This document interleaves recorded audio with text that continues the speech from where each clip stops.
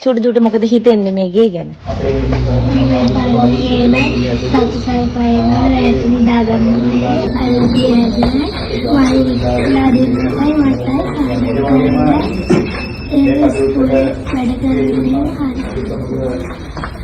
ඇත්තටම අපි පරණ ගෙදරදී සතු සල්ප වෙනවා අපි සෑහෙන බයින් හිටියේ. ඒ කියන්නේ වහලා දිලාපත් වෙලා සෑහෙන අපහසුතාවයෙන් හිටියේ.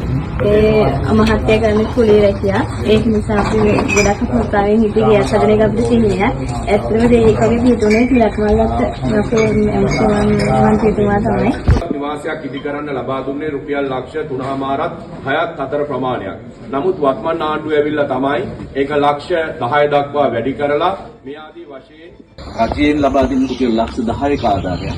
ඒ ලක්ෂ 10ක ආදායය පාදක කරගෙන මේ පවුලේ කට්ටියගේ ශ්‍රමය, ඔවුන්ගේ හිතවතුන්ගේ නෑදෑයන් ශ්‍රමය, විශේෂයෙන්ම මේ ප්‍රජාවගේ මේ ප්‍රදේශයේ අපේ මන්ත්‍රීතුමා ඇතුළු කණ්ඩායම හිතවතුන් සියලු දෙනාගේ ශ්‍රමය, දායකත්වය, ද්‍රව්‍යමය ආධාර, උපකාර ඇතුළුව තමයි මේ නිවාසය ගොඩනැගිලා තියෙන්නේ. ඒ නිසා මේක එක කතාවක්. මේ නිවාසයේ ගොඩනැගීම කියන එක මේ පවුලට නිවසක් හිමි වෙනවා කියන එක කතාවක්.